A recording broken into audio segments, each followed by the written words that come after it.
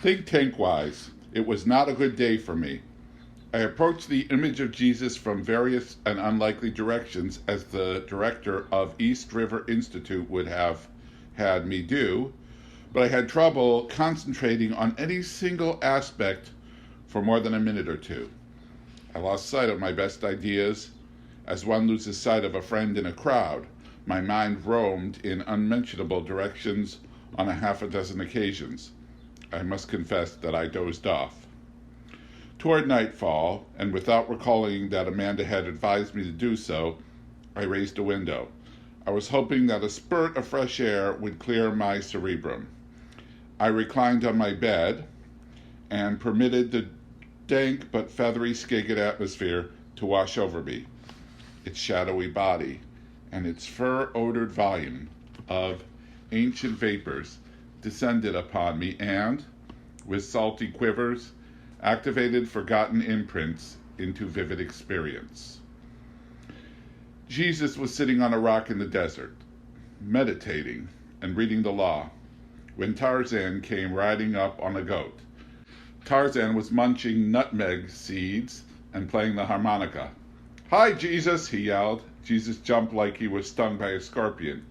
"You startled me," he stammered. "I thought at first you were Pan." Tarzan chuckled. "I can understand why that put you uptight. When you were born, the cry went out through the world, 'Great Pan is dead.' But as you can plainly see, I'm hairy all over like an ape. Pan was a shaggy beast from the waist down.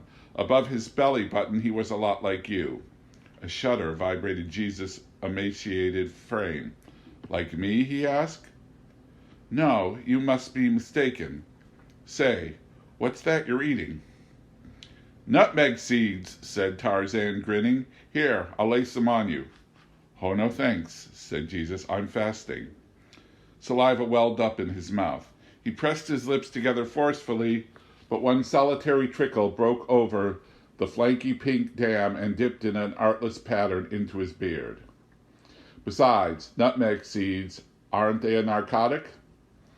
"Well, they'll make you high, if that's what you mean.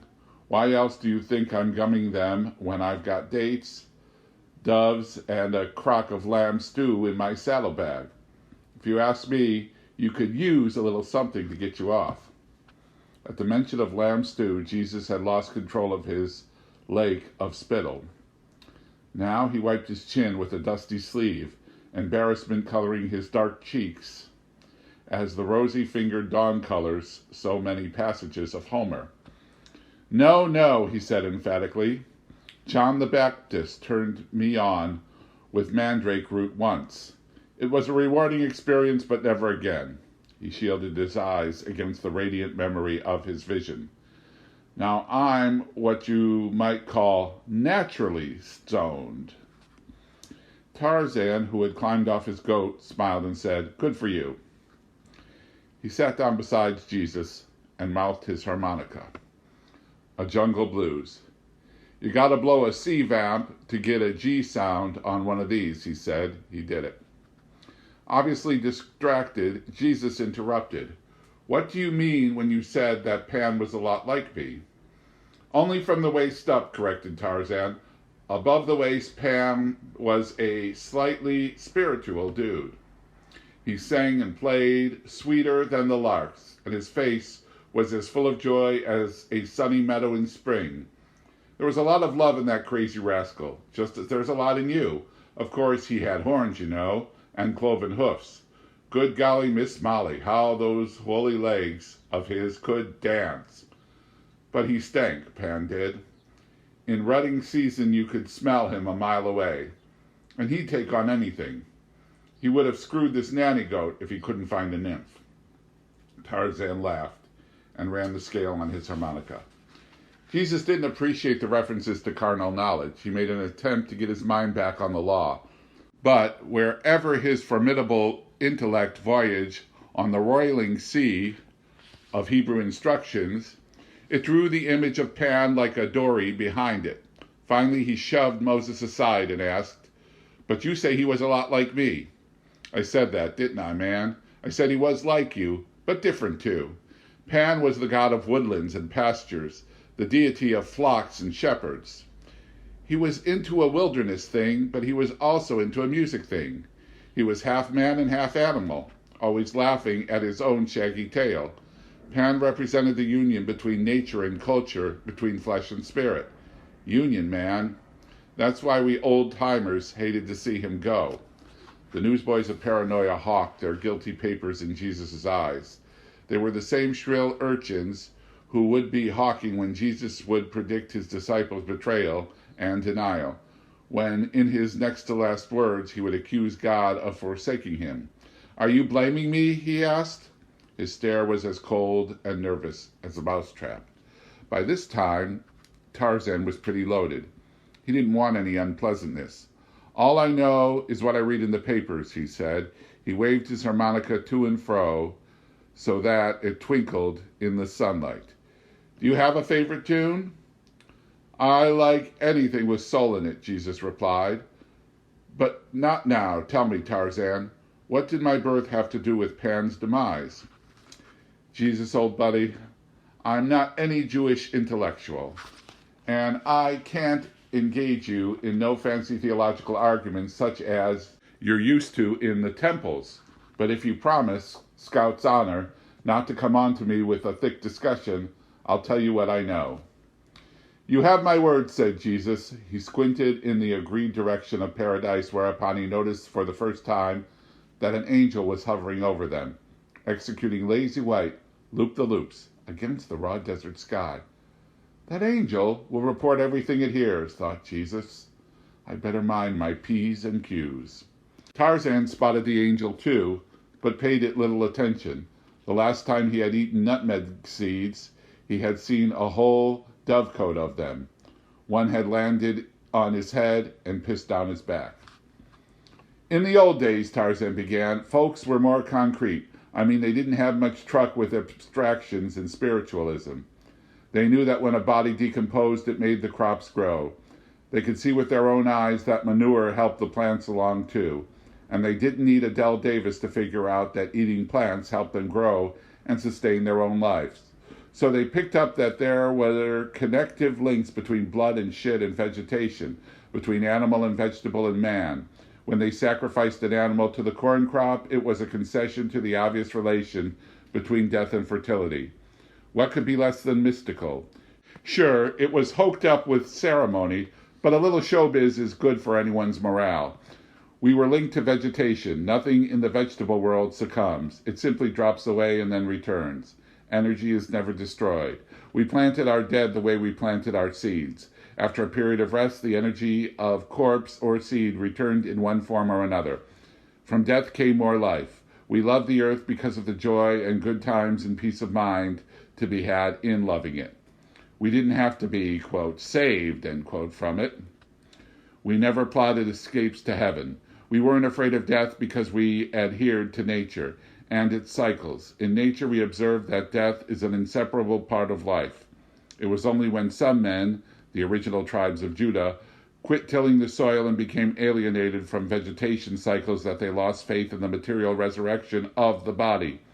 They planted their dead bull or their dead ewe, and they didn't notice anything sprout from the grave. No new bull, no new sheep. So they became alarmed, forget the lesson of vegetation, and in desperation developed the concept of spiritual rebirth. The idea of a spiritual, invisible being was the result of a new and unnatural fear of death, and the idea of a supreme spiritual being is the result of becoming alienated from the workings of nature. When man could no longer observe the solid material processes of life and identify with them, he had to invent God in order to explain how life happened and why death happened. "Now just a minute," snapped Jesus. "Maybe I should run along," said Tarzan, sticking his harmonica into the myrrh-stained Arab silk that girded his loins. "No," said Jesus. "If you have more to say, then out with it. Where does Pan fit into this blasphemy? And I?" "If you're sure you want to hear it. Confidentially, you look a bit under the weather to me, pal. You can use a pound of steak and some fries." "Do continue," sputtered Jesus through his drool. The point is, JC, we had a unified outlook on life. We even figured out in our funky way how the sun and moon and stars fit into the process. We didn't draw distinctions between the generative activity of seeds and the procreative cycles of animals. We observed that growth and change were essential to everything in life. And since we dug life, when it came to satisfy our inner needs, we naturally enough based our religion on the transformations of nature. We were direct about it, went right to the source. The power to grow and transform was not attributed to abstract spirits, to magnified ego extension in the sky, but was present in the fecundity of nature. We worshipped the reproductive organs of plants and animals, because that's where the life force lies. Jesus kicked a pebble with the worn toe of his sandal. I've heard of phallic and vegetation cults, he said, not very sophisticated. My father expects more of man than a primitive adoration of his cardinal nature. He must rise above. Rise to what, Jesus? To abstractions and alienation? Your scroll there, your book of Genesis, says that in the beginning was the world. The simplest savage could see that in the beginning was the orgasm. Life is reproduced from life, while resurrection, the regeneration of seeds, the return in the spring of the leaves that fell in the autumn, is of matter, not of spirit. Unsophisticated? Maybe it's unsophisticated to venerate mountains and regard rivers as sacred. But as long as man thinks of his natural environment as holy, then he's going to respect it and not sell it or foul it up. Unsophisticated? Hell, it's going to take science a couple of thousand more years to determine that life originated when a cup full of seawater containing molecules of ammonia was trapped in a pocket in a shore rock where it was abnormally heated by ultraviolet light from the sun. But we pagans have always sensed that man's roots were inorganic. That's why we had respect even for stones. Jesus looked up sheepishly from the pebbles he'd been kicking. But you hadn't been saved, he protested. Didn't need to be, said Tarzan. Wasn't of any use to us. At that, Jesus began to sputter so unintelligently that Tarzan thought he'd better instruct the poor fellow. You see, in the old days, the female archetype was the central religious figure. Man had the power of recreation, but it was in the women that we observed the unfolding of the life cycle, reproduction, death, and rebirth. So we celebrated the sensuality of God the Mother. Agriculture is umbilically tied to the great belly, whereas the domestication of animals, a later pursuit, is more of a phallic activity. It was a step away from God the Mother and a step toward God the Father. But a harmonious balance was maintained, and Pan personified that balance.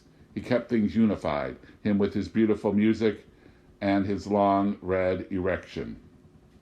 But when you came along, well, the way I hear it is your coming represented the triumph of God the Father over God the Mother, the victory of the Judaic God of spirit over the old God in flesh. Your birth cry signaled the end of paganism and the final separation of man from nature.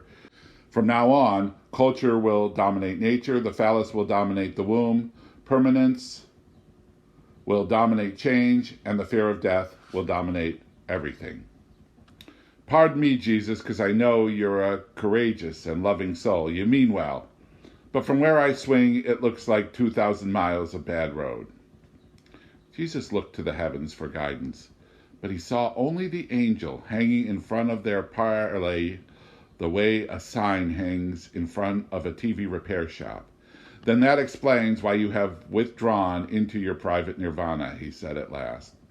You might say that, said Tarzan, standing up to stretch. Why beat my head against a penis abstraction? And you, what are you doing out here in this snaky wilderness frying your butt on a hot rock? I'm preparing myself for a mission, which is to change the world. Tarzan slapped his side so hard he bent his harmonica. The world is perpetually changing, he roared. It doesn't do much else but change. It changes from season to season, from night to day, from ice to tropics. It changed from a pocketful of cosmic dust into the complicated ball of goof and glory it is today. It's changing every celestial second with no help whatsoever. Why do you want to stick your nose into it? The peoples of the world have become wicked and evil, Jesus said gravely. I believe in all modesty that I could eradicate their evil. Evil is what makes good possible, said Tarzan, hoping that he didn't sound too trite. Good and evil have to coexist in order for the world to survive. The people haven't become evil. They've lost their balance and become confused about what they really are. He jumped on the back of his goat and gave it a smack. I'm afraid, Jesus baby, that you're going to confuse them all the more. The jungle yogi started to ride off, but Jesus leaped up and grabbed the goat by its tail. Whoa now, whoa, he called in his rich olive green baritone. The animal stopped and Tarzan looked Jesus in the eye, but Jesus had difficulty articulating the activity in his brain. If you think carnally, then you are carnal, but if you think spiritually, then you are a spirit. He just blurted it out. But it didn't sound too bad, and the odor of the goat obscured any desire he might have had to develop his idea more comprehensively. Tarzan rattled the nanny's rib cage with his heels, and she bolted out of the proper grasp. Any law against thinking both ways? He asked. He began to ride toward the south. You're either for me or against me, yelled Jesus. Well, adios then. I've got to beat it on back to the Congo. Jane promised to lay out a luau when I return. Been gone 2 weeks now, a riding over the good earth and a playing for anybody who'd listen. Bet Jane's as horny as a box of rabbits. Get along, Nanny. The goat galloped off in comic strip puffs of dust. Jesus returned to his rock and shooed an entwined pair of butterflies off the law. His heart felt like the stage on which some Greeks had acted a messy tragedy. So occupied was he with swabbing the boards that several minutes passed before he thought to look after the angel. When his eyes found it, it was flapping erratically in the high, dry air, first soaring after disappearing strains of Tarzan's harmonica, then returning to hover over Jesus, back and forth, again and again, as if it did not wish the two to part, as if it did not know whom to follow. On Sunday morning, I overslept. The day was rumpled and dreary. It looked like Edgar Allan Poe's pajamas. Oddly elated, I hurried through the back door of the roadhouse. The session had not begun. The pantry was locked. Purcell sat on the floor playing checkers with Mon Cole. The baboon cheats, he complained. I did not hear the other side of the story. How was your Saturday? Plucky asked and promptly lost a king. Weird. Full of strange visions, stupors, dreams. I felt like I was tangled in witchcraft. Probably fallout from Amanda's trance, said Plucky. He watched the baboon move in for the kill. A banana that the wily human drew suddenly from his pocket kept it from happening. I inquired as to the whereabouts of Amanda and John Paul, only to learn that they had hiked across the fields to the foothills to gather mushrooms and herbs. It appeared that the fast had been called off. Amanda spent half of Saturday in trance, and upon waking professed a complete lack of interest in the corpse. No more father figures, she had proclaimed. The world has had enough father figures. I wanted to give him a lovely burial, but no one would have it. Now I wash my hands of him. No more father figures. She didn't wish to participate in further discussion. For unclear reasons, I was not surprised. What about Ziller? I asked. He watched that mummy like a hawk. He must be interested. Plucky moved 2 checkers simultaneously. The baboon didn't seem to notice the excess. You know what interests John Paul most about Jesus? That he was called the light of the world. That's just a metaphor, I protested. To an artist, a metaphor is as real as a dollar, said the Pluck. Mon Cole moved 3 checkers so rapidly that his opponent saw him move only 2. Even with 1 move recalled, the game was won, and the victor howled. Purcell and I adjourned to the pantry. How nice it would be for you, reader, if the 2 men hunched over Jesus' body were famous philosophers or theologians. How exciting if one were Eric Hoffer and the other Jean-Paul Sartre. Or if one were Reinhold Niebuhr and the other Alan Watts. Or if one were Pierre Teilhard de Chardin and the other old what's-his-name. Then you get your money's worth, by golly. There'd be dialogue that would ring in the ear of the world. As it is, however, it was just Plucky Purcell and I who met to negotiate the corpse's future that Sunday. And as it turned out, we didn't have a lot to say. We agreed that Amanda was probably correct when she intimated that most Christians would persist in their beliefs even if confronted with the lifeless body of their Savior. The majority would dismiss the news as, quote, preposterous, end quote, and nothing could change their minds. The Vatican could simply issue an outraged denial. The U.S. government would follow suit. The press would call down the wrath of the ink gods, and we at the Roadside Zoo, upon whose unprepared shoulders fell this monstrous burden, would be widely despised as the perpetrators of an especially noxious hoax. We might be imprisoned, or murdered, or committed to institutions where shock treatments and heavy tranquilizers would leave us burned out as the unfortunate rabbi who lay on our table. On the other hand, we agreed that a portion of the population would be severely affected, maybe a portion of sufficient size, considering the trouble the church was in already, to demolish what was left of national and Christian unity. Most significantly, the young would believe us. I was positive of it. And the young were increasing in number and influence. Any way you sliced it, it amounted to a furor in the making, perhaps a furor of unprecedented scope and consequence. We agreed on that. Where we disgraced was on the necessity of the furor. I wished to avoid it. Plucky looked forward to it the way King Kong looked forward to a date with Fay Ray.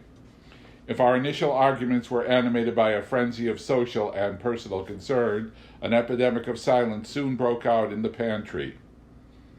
It was as if the tsetse fly had escaped its translucent depository and stilled us with its lullaby bite. For hours we sat, saying nothing. The only sound in the zoo was the gimp-legged rumba of the wall clock, and an occasional checker flung by an important sentry against the kitchen wall. Purcell grew bored with sitting. The ruby claws of my hemorrhoids began to rustle, so we dissolved the think tank and went out to welcome the Zillers home from harvest. You might say that it was intermission at the second coming, a break for a Coke, a cigarette, some chit-chat, then back to the final act, which, if you could believe the program notes, was scheduled to go on forever. The zoo reopened on Monday. Considering the season, traffic was heavy. We served sausages to 100 or more customers, all of whom, children included, looked like undercover investigators to me. As a result of the 4-day layoff, the fleas were rusty and undisciplined. Their chariot races ended in helter-skelter collisions. On the ski jumps, some fleas went down backwards and others not at all. The prima ballerina, our most lovely insect, danced Joffrey's Astarte with one slipper missing and turned it into a fiasco. Luckily, our tourists were not connoisseurs of ballet. By the close of business, I was a walking greenhouse of neurotic flora. Here a rare potted tick, there a twitch in full petal, everywhere exotic tropical wrinkles digging their anxious roots in the humus of my flesh. Even Purcell jerked nervously when Amanda suggested after supper that we jeep over to Anacortes and take in the drive-in movie. The Pluck and I argued mightily against it, but the Zillers insisted that entertainment was what Plucky and I needed. They made it sound as if the trip to the movies was all on our account, and they would do no less than bring the corpse along. Jesus was wrapped in one of the Smokestack Lightning's Apache blankets and propped upright in the back seat between Plucky and me. If the police should stop us for a narcotics check, said Amanda, We'll say that the corpse has consumed excessive firewater and that we're driving him back to the La Conner reservation. Beautiful logic. Back to the reservation by way of a drive-in show. And what if the police should decide they want to deliver the, quote, Indian, end quote, themselves? As it was, it cost us an extra $1 to get Christ into a performance which for him was some centuries late. I can scarcely recall the films we saw. One was entitled Return of the Squirrel Bride and was about taxidermists and reincarnation. Amanda giggled a lot, and Purcell commented that one reason Aborigines have keen eyesight is because they never watch movies or television. Well, what are we doing here, I asked. Movies are made of light, John Paul reminded us, and he leaned toward the screen amidst a fluster of popcorn. In the second feature, a boy named Chuck brought his girlfriend home late from the prom. The father was furious, especially when the girl missed her next period. As it turned out, it was only nerves that made her miss. I sympathized completely. We drove out during the happy ending. For me, the true happy ending was when Ziller's Whopper weenie appeared in the distant sky. Bathed in neon, the steamed sausage rode the misty horizon as the soft side of man's nature sometimes rides over the raw hamburger of his depravity. We pulled into the parking lot just in time to see two large male figures run from the roadhouse and vanish in the shadows of the pea fields. After an uneasy night during which every dream was a bad one, I labored out of bed early Tuesday morning and drove to a telephone booth at a Chevron station on the outskirts of Mount Vernon.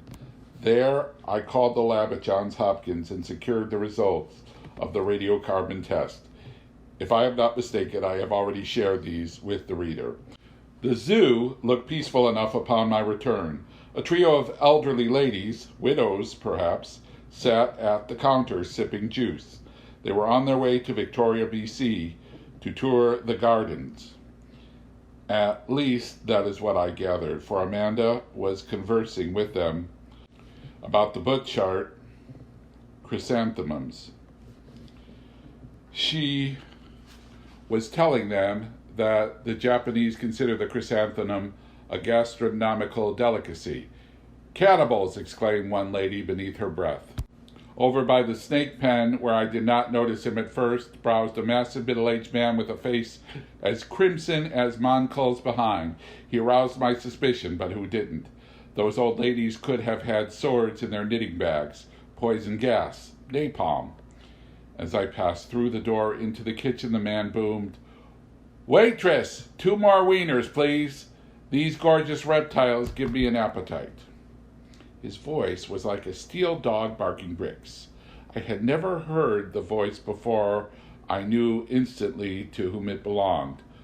40 Hell's Angels roared up my colon, parked their bikes in my diaphragm, swaggered into my esophagus, ordered beer from my larynx, and began shoving my tongue around. Purcell was hiding behind the kitchen door. I can tell from his expression that he knew. Father Gutstadt had found himself a roadside attraction. Father Gutstadt hung around the main room for a half hour longer. He munched up 4 or 5 more hot dogs and asked morbid questions about the feeding habits of the snakes. Amanda treated him cheerfully, and eventually he went away. From an upstairs window, I watched his Buick station wagon, a vehicle favored by nuns in the Archdiocese of Seattle, proceed in the direction of Mount Vernon. He had made no overt attempt to pry into affairs at the zoo. However, the remainder of the day was a jittery blur. Visitors, including Farmer Hanson and his oldest boy, were in and out with regularity, prohibiting a closure of the zoo or discussion between the 4 of us human adults who lived there. While the Zillers attended to business, Purcell and I huddled in their flat. Around 4 in the afternoon, we noticed an armed man in a skiff on the slough directly across the freeway. He pretended to be after ducks, but we determined his target was, in actuality, the roadhouse. No local duck hunter would assume a post so close to the highway. From the bathroom window, We then observed two men working at a tractor, as if repairing it, in the field to the rear of our building. "They're closing in," said Plucky. "We're being surrounded." At dinner, where only Amanda and Moncul consumed their mushroom soup with gusto, Purcell outlined a plan to bolt with the corpse to the studios of Channel 5, Seattle's liberal TV station. I proposed to go out and confront the men who were spying on us, demand to speak with their leader, and offer to return the corpse if certain concessions were made in Washington and Rome. Amanda thought we were both courting unnecessary risk. John Paul suggested that we wait another 24 hours before action of any kind. When asked to justify the delay, he uttered an African, or was it Indian, proverb, which, in its atavistic convolutions, made so little sense I cannot remember it. Nothing was resolved. At one moment the zoo seemed like a place under siege, and the next it seemed, well, as normal as it had ever been. Amanda brewed herb tea that had a calming effect, and then went up to sing Thor to sleep. Ziller took up watch at his sanctuary window and assigned Moncul a station at the front door of the roadhouse. Purcell was to remain close to the pantry, and I was to retire to my quarters above the garage, where I would have the most favorable view of the eastern perimeter, our flank. When I requested a weapon, John Paul gave me a blowgun. "Just don't inhale," he warned. "Thanks, pal." Deciding that a second cup of the tranquilizing tea might prevent me from boring myself to death with spontaneous imitation of popular earthquakes, I lingered a while in the kitchen. Plucky and I fell to talking. He told me about growing up in rural Virginia, about fast cars and moonshine and free-for-alls after football games, about fishing in the Shenandoah, and about the bitterness that sometimes tinged his relatives, reminiscences of the days when they had been landed gentry. He talked about his lifelong weakness for women, and about drugs and abortions, and how, in dealing in them, he honestly was trying to do some good in life, to minister in areas where the most respectable humanists would not venture. He reiterated his theory that in our culture everything sooner or later boils down to a matter of a buck. But he expressed a desire to learn something about science from me. He said he realized that his knowledge of religion, politics, economics, art, philosophy, and so on was fragmentary, and that he supposed someday he should make another stab at formal education, although he wasn't sure it would make him any happier. He quoted some lines from his friend, Sund the poet, to the effect that, quote, "It's surprising how many people are laughing once you get away from universities and stop reading newspapers," end quote. Then he laughed himself. I told him that he should at least devote some time to reflecting on the year he had spent as a monk of the church, as that was an unusual educational experience in itself. "Yeah, man," he said, "I sure dig holding up in a cabin somewhere to sort and sift it for a few months, and I'll do it too, if I get out of this mess with any fuzz on my balls." We parted warmly, not remembering which end of the blowgun was which, and as afraid to pick up one of the poisoned darts as I would have been afraid to goose a hornet. I put the crude weapon aside and crouched, unarmed, at my rear window. Every 15 minutes or so the harvest moon would bleed through the tourniquet of cloud cover that conspired to squeeze every droplet of pictorial sentiment out of the Skagit landscape in order that a more refined Chinese mood might brush the countryside. In the aloof washes of moonlight, no form seemed to stir. After what felt like 30 hours of uneventful scrutiny, I dropped asleep, awakening in the dishwater light of dawn with my head on the window ledge. I was as stiff as the drain pipe that gargled embalming fluid. A ragged round of calisthenics set my blood to circulating again. Then, after ascertaining that the coast was clear, I hobbled across the dewy grove to the roadhouse. In the kitchen I found Amanda scalding the teapot. She wore a look of intense curiosity and little else. Just a pair of panties, as a matter of fact. The blood, which I had just managed to set flowing only with great effort and with a sluggish and insubordinate lack of cooperation, now surged into my penis with such merry abandon that it caused it to stand on end. I wondered what Amanda was doing up at such an early hour. But I needn't wonder long. The pantry was unlocked, and I could see in the dawnlight that the corpse was gone. I feared the worst, but Amanda assured me that there had been no invasion while I slept. It was an inside job. John Paul and Plucky had fled with the corpse. Ma and Cole, too. They had all disappeared in the middle of the night. Well, I'll be damned, I said. I'll be double damned. Clues and Amanda's noted intuition led us to believe that the abduction was Ziller's idea. With the baboon's aid, he had attempted to steal away with the corpse, but despite his jungle stealth, Plucky had caught him in the act and insisted on joining the caper. Of course, it was possible that Purcell had been in on it all along. Perhaps Ziller had removed the corpse in order to protect his wife, baby Thor, and me. Perhaps he had decided to dispose of it. Perhaps he and Plucky planned to expose it in some sensational or novel way. Perhaps he was going to display it in New York, where the art world had been clamoring for his comeback. I recalled his exhibition of Ace of Hearts magnetism and Clockwork duckbills 3 seasons ago. We can only guess why the body had been removed, and to where. All we knew was that Christ Jesus was loose on the planet again. Jesus, the mysterious powerhouse of the spirit, who, having been betrayed once by a kiss and then by a religion, seemed destined to suffer less from his pagan opposites than from those kindred forces of righteousness who claimed to love him best. But he had a different set of disciples with him this time. Maybe they would stand him in better stead.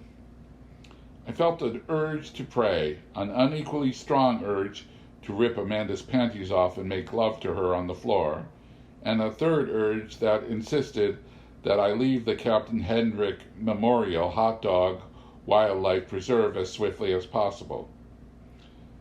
But then there came a thunderous pounding at both the back door and the front, and I realized, like the president of the Amos and Andy fan club, that my desires had become obsolete. As with an odd mixture of subtlety and brute arrogance, the agents went about their business of search and interrogation. It became apparent that they were ignorant of the corpse.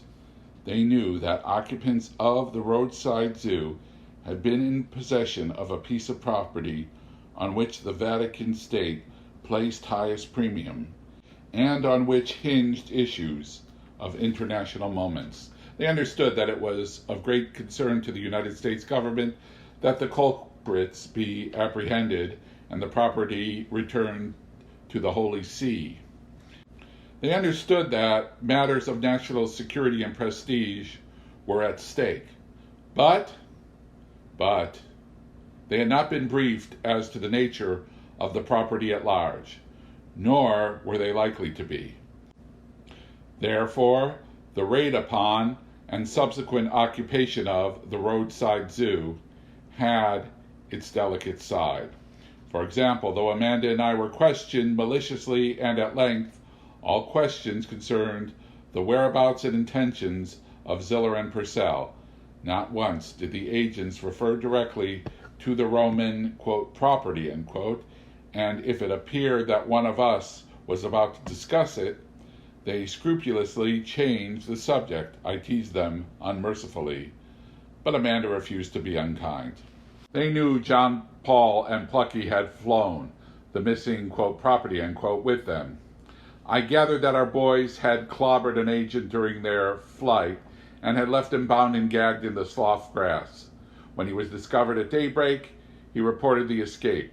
I gathered further that Father Gutstadt and the Felicitate monks had then taken up pursuit, anxious as they were that the corpse should never be revealed, not even to their federal friends, and that cooperating FBI and CIA men had been left behind to guard Amanda and me and to seek information regarding the destination of the fugitives. The felicitators were obviously calling the shots, and they had ordered their secular counterparts to steer clear of the issue of the, quote, property, end quote. The zoo, particularly John Paul's sanctuary, was ransacked thoroughly. The agents had a huge amount of data on the fugitives, which is not surprising considering that Purcell had for some while been on the government's long list of undesirables, and that Ziller, as a result of his musical and artistic activities, was a mythic figure in certain circles of Americana. Ziller especially seemed to intrigue the agents, almost to obsess them. They referred to him darkly by his chosen title, quote, magician, end quote, and regarded his very existence as a threat of an almost personal nature. On the other hand, they knew virtually nothing about Amanda and me, although they fingerprinted us and vowed that our pasts would not remain a secret long. The zoo was closed and locked, while throughout the day and night the agents searched and questioned. The following day fresh orders must have arrived, for our captors moved their gear into my garage quarters. I am not permitted to leave the roadhouse, and from then on had not actively fraternized with us, although they have concocted schemes both crude and ingenious to continue their intimidation and harassment. So, that brings the reader up to date. I had prayed, to whom I'm not sure, for one more day of writing, and now that day is ending and this report is current. I'm going to give my hemorrhoids a rest, if you don't mind. I'm going to soak my hemorrhoids in a tub of warm tap water, exactly as Lord Byron soaked his in the peacock surf of the Aegean Sea. And I shall not return to the typewriter until there is a break in developments here or in the Sunshine State of Florida, where I understand a new class of celebrities are vacationing this year. Well, I'm back. My Remington and I were parted less than 4 hours, during which time the letter arrived. The letter from John Paul Ziller, about which Amanda's, quote, voices, end quote, had prophesied. In reality, it was not a letter, nor was Ziller the author of it. Moreover, it did not, quote, arrive, end quote, in any usual sense. Nevertheless, the, quote, voices, end quote, were accurate enough to merit our respect, if not our total trust. The circumstances of the contact were so.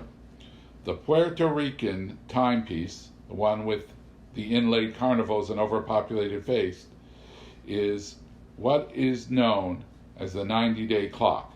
That is, it is designed to require rewinding every 90 days. This particular clock, however, due no doubt to its Latin temperament, invariably runs down after 77 days. It, in fact, begins dragging its heels after 75. Thus, when 76 days have passed, Amanda takes up its key, which is shaped like a bishop's gaudy staff, and tightens its springs. Today was the day of the winding ritual. Amanda reached behind the wall clock to grasp its key. She accidentally caressed the smooth cheek of a paper envelope. Retrieved, the envelope proved to be addressed to her in John Paul's handwriting. Who else writes with a tail feather plucked from a rosy spoonbill, so that each character penned seems to wade knee-deep in the very ink that nurtured it? Lest an agent glimpse it, Amanda secreted the envelope in her small but aggressively feminine bosom and hurried it upstairs. There she ripped it open and removed its sole contents, a clipping snipped from a Seattle newspaper of some weeks past. Baboons are space-age man's best friend. Tampa, Florida, Associated Press. When America's gigantic solar balloon lifts off from nearby Palm Castle Naval Air Station later this month, the, quote, crew, end quote, of the significant atmospheric probe will consist of 5 baboons, animals that in the space age seem destined to replace the faithful dog as man's best friend. An African native once told a British naturalist, "Baboons can talk, but they won't do it in front of white men, For fear you will put them to work. The ape's silence has been in vain, for man is putting baboons to work in large numbers and in a variety of fields. In South Africa, baboons have been used for centuries as goatherds and shepherds, and a few human mothers have entrusted their children to the care of baboon babysitters. Recently, baboons upon whom frontal lobotomies have been performed to curb the surly tendencies the apes sometimes develop as they grow older were employed as golf caddies, tractor drivers, and as redcaps in South African rail and bus depots. Tipping presumably is no problem, although conceivably a baboon porter might perform more diligently if rewarded with a banana or a fresh ear of corn. Baboons also have been used in testing auto safety devices at Holloman Air Force Base in New Mexico and by workers in Detroit. The Ford Motor Company's auto testing site in Birmingham, Michigan, was picketed by animal lovers a few years ago as a result of publicity arising from the use of baboons as passengers in crashed cars there. By far the most extensive use of baboons has been by the medical profession. Baboons by the hundreds are being used in medical experiments in South Africa. The long-faced apes are paving the way toward conquest of the problems involved in transplanting organs from one human to another, medical men say. Baboons are common in South Africa's mountains, and research centers buy them for 10 rands or $14. The same animal costs $200 in the United States. The only primate available in unlimited numbers is the baboon. Gorillas and chimpanzees are almost extinct, says Professor J.J. Van Zyl of Stellenbosch University. Baboons are also the most intelligent of all monkeys. They are almost man-like in their social organization. They can count, reason within limits, and use mechanical gadgets. The availability of baboons contributed to Dr. Christian Barnard's pioneer heart operations. Dogs used in other countries were not nearly so satisfactory, scientists say. More than 250 baboon-to-baboon kidney transplants have been done at Karl Bremer Hospital in Cape Town. A Bremer spokesman said they accumulated a vast amount of data on the physiology of the baboon and his blood types, which are the same as human blood types. Dr. Bernard has suggested that baboons be used as living storage units for human organs. Organs would be transplanted as they become available into the animals and later implanted in human recipients as needed. There is a chance that we will be able to store hearts in baboons for several days, he explained. Whatever the baboon's past or future contributions to medical science, his most dramatic moment will come in mid-October when 5 specially trained baboons will ride to the outer edge of the Earth's gravitation field in a transparent gondola suspended from the largest balloon ever built. The purpose of the flight is to test effects of solar radiation. The latest Icarus XC experiment will be the most thorough thus conducted, spokesman at the Florida test site claimed. The baboon crew will be wired to instruments designed to measure their reactions to what will undoubtedly be the strongest blast of direct sunlight ever experienced by a living creature. The Icarus baboons have been trained to operate closed-circuit TV transmitters and other devices to aid man in his quest for knowledge of the sun. While the heat-resistant plastic from which the gondola is constructed will act as a partial shield, it will not protect the baboons once they near the outer limits of the atmosphere. Palm Castle researchers say the latest crop of baboon heroes will not survive their space adventure. The baboon launch. Was it today? Amanda asked. She struck a match and held it to the clipping. No, I don't think so, I said. I overheard something about it on the agent's radio, and I think the announcer said it would be tomorrow. Yes, I'm sure of it. It's tomorrow morning. The clipping burned quickly, as newspaper does. Amanda said nothing. Her lower lip quivered simply and nobly, as if it were an insect wing held in the strands of a web. You want to try to do anything about it? I asked. I should have known better. Convinced that nothing need be done, she took her tears to bed. leaving me to drum upon my machine just as outdoors in the Skagit darkness the rain is drumming upon the great sausage, the Whopper hot dog that is shaped, I note suddenly, like a Zeppelin, a balloon. The fear of death is the beginning of slavery, Amanda has said. If she is right, then I was enslaved at an early age. It started with a little prayer my mother helped me memorize when I was 4 or 5. Now I lay me down to sleep. I pray thee, Lord, my soul to keep. If I should die before I wake, I pray thee, Lord, my soul to take. If I should die before I wake. Until I learned that macabre line, it had never occurred to me that one morning I might not get up to play. The thought of death creeping into the covers with me shaded my young soul and marked me with an existential dread that has lingered, embellished through the years, into manhood. How many other Christian children have lost their purchase on life and liberty while on their bunny suit knees repeating the chilling words of that nursery room plea for immortality? I wonder. This morning I awoke, as I have awakened each morning since learning that terrible prayer 25 years ago, relieved and a little surprised to be alive.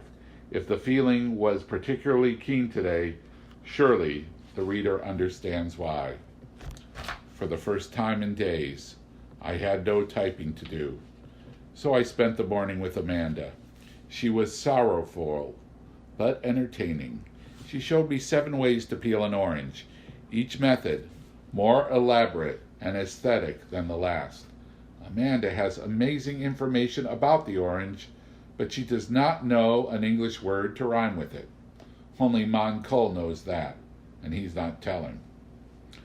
Often the things that pop out of my typewriter regale me, especially when I am trying to say something else, and in a different way, only to have a kind of metamorphosis take place during the act of typing, and whammo, a concept I hadn't counted on is strutting its vaudeville on the page. But like love and art, you can't force it to happen. For example, out of that business about fear and oranges I had hoped would gel a profound preamble to the news I am about to relate. It didn't work, obviously, so let me get down to it and tell it straight and without fanfare, just the way it happened. About an hour ago, about 2 p.m., an agent came upstairs. It was the moon-headed, cleft-chinned agent with whom Amanda had argued. There was a quality, very close to civility, in his manner. Perhaps he felt sorry for us. Or perhaps he was simply overwhelmed by the turn of events. Maybe it was a combination of the two. At any rate, he handed Amanda a long sheet of thin white paper, stamped top secret, and motioned that he did not object to me reading over her shoulder. This is what she read. Informal statement by Commander Newport W. Pleat, USN, Director of the Joint Civilian Military Solar Research Program at Palm Castle Naval Air Station, near Tampa, Florida. At approximately 0345 hours, 3:45 a.m., Wednesday, October 21st, a party of persons unknown released from its moorage an Icarus XC high-altitude research balloon and ascended with it. A man believed to be connected with the theft was shot on the ground by guards as he attempted to escape. The balloon was filled with helium in preparation for an 0700 liftoff, which would have taken 5 baboons to what we call the outer, quote, edge, end quote, of the Earth's atmosphere, while the actual atmosphere extends many times higher. 99% of the matter making up the atmosphere is confined to within 20 miles of the Earth's surface, in an experiment to measure effects of solar radiation on living tissue. The experiment, which was also to have photographed the oxygen spectrum and the sun's corona, was to have been one in a continuing series originating at the Palm Castle site to probe the upper atmosphere for information needed for space flights and manned space stations. The Icarus XC, when fully inflated, is 1,020 feet in height. More than 15 acres of polyethylene film reinforced with Darcon fibers were used in its constructions. It supported a transparent gondola of heat-resistant plastic resins, 22 feet in length and elliptically shaped. The gondola contained measuring devices and life-supporting equipment of various types. The entire apparatus was valued at approximately $980,000. The Icarus XC series is not classified, and most of the information obtained is to be shared with other nations, including, presumably, the Soviet Union. Nevertheless, stringent security was in effect. Visitors are not allowed beyond the gates of Palm Castle Naval Air Station without a pass. Additional permission is required to enter the test site vicinity. 10 naval enlisted men armed with carbines stood watch at strategic post near the balloon pad this morning. We now believe the thieves entered the main gate with stolen passes. At least one naval officer, Ensign Goober Clooney, was robbed of his wallet in the men's room of a Tampa cocktail lounge late Tuesday night. Ensign Clooney's identification papers were found on the person of the man shot by the guards. In addition, an automobile belonging to a Navy enlisted man and bearing a sticker which permitted it to enter the test area was stolen during the night. It was abandoned on base a quarter of a mile from the balloon pad. 3 guards were knocked unconscious by the thieves as they made their way to the balloon. The Palm Castle sick bay reports that the men were struck on their necks, presumably by some sort of karate blows. Even with 3 guards indisposed, the thieves must have worked with incredible stealth to unmoor the balloon and enter its gondola. The balloon was 100 feet in the air before the remaining guards noticed it had been launched. Initially, they thought it had been released accidentally, but hasty investigation proved the moorage lines to have been cut. At least 4 guards testified that they saw a man or men moving about in the gondola as it ascended. I was telephoned by the BOQ and reached the test site at 0410 hours. By then the balloon had entered the overcast and was not visible to the eye, although it was easily fixed by radar. We attempted to contact the Icarus XC by radio, but received no response except for what seemed like laughter and the sound of a flute. In the Icarus system, we are able to control altitude of flights by a feeding device that can increase or decrease the balloon's helium supply. That device was not operative this morning. Other equipment was functioning properly. By 0435 hours, the balloon had obtained an altitude of 12,000 feet. Air-to-air rescue of the abductor seemed unlikely. The gondola was fogged with condensation, and the observation plane that I had ordered aloft had little to report. I considered at that time requesting fighter interceptors to shoot down the Icarus XC, if for no other reason than that appeared to be the only way we might learn who was aboard and why. While I awaited permission for an air attack, the slain man was brought to the control building. He had been shot 3 times in the back by guards at the outer perimeter of the test area at approximately 0350 hours. Security personnel reported that he was running and ignored commands to halt. He proved a difficult target and eluded 20 to 25 rounds before being hit. In addition to Ensign Clooney's wallet, the man carried papers identifying him as L. Westminster Purcell III. Purcell is a former football star at Duke University who created some scandal about 11 years ago when he absconded with his coach's wife. He is said to have later engaged in criminal activities. As a naval officer prior to dishonorable discharge, he underwent jet pilot's training at Palm Castle. If the man is indeed Purcell, he would have had first-hand knowledge of the base. That might partly explain the success of the theft. Among the dead man's effects was a note scrawled on the inner side of a cigar pack.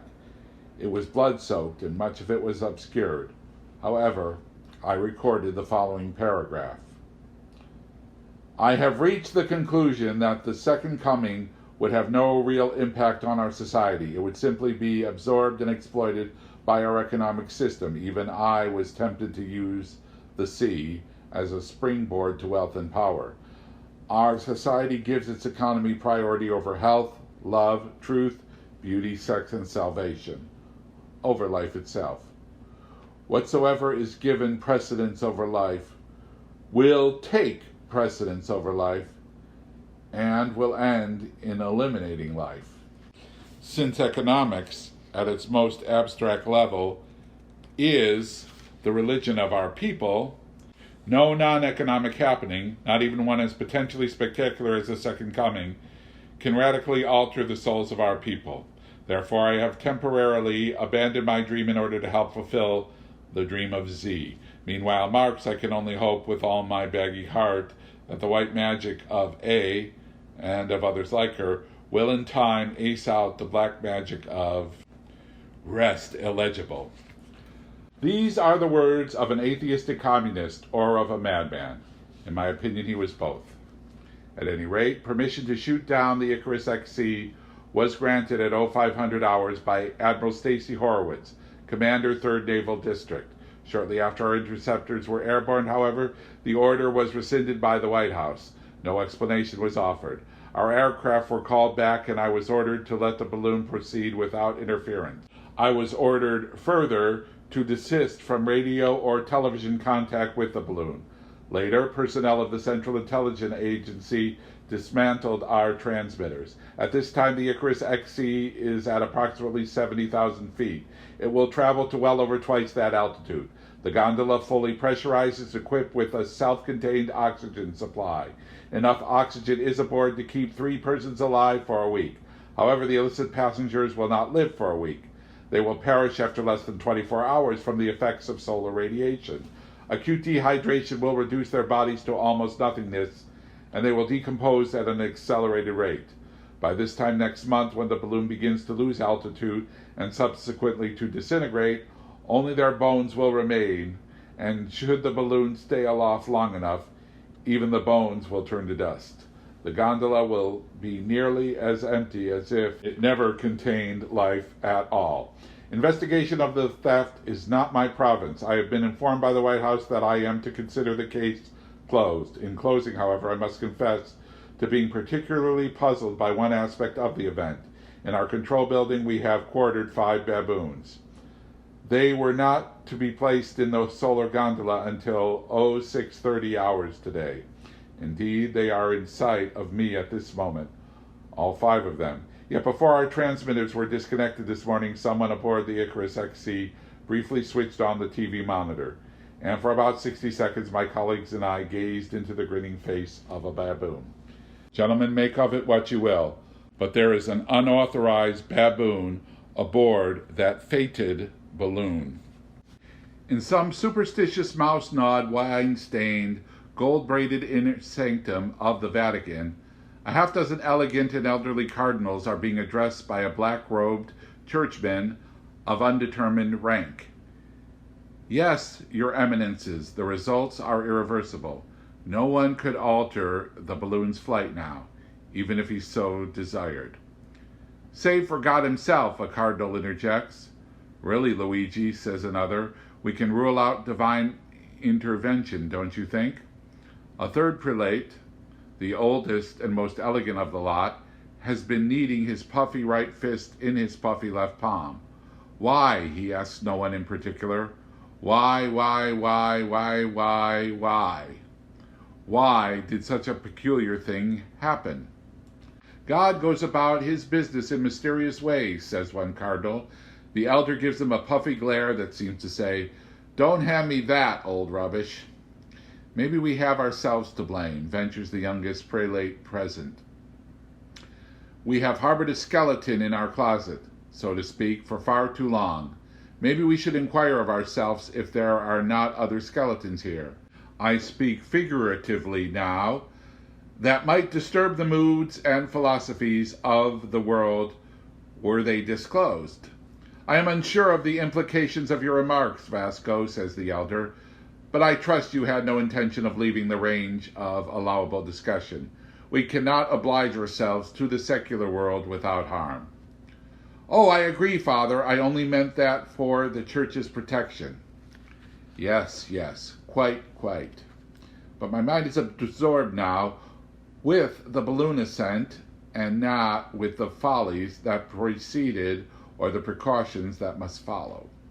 The figure in the black robe clears his throat. Ahem. These people who were involved in this episode are beyond the power of human understanding, Father. They represent a fringe of modern liberalism that is wholly demented. But if you would like, I will file you a complete report on the persona and their actions so that you might search for your own conclusions therein.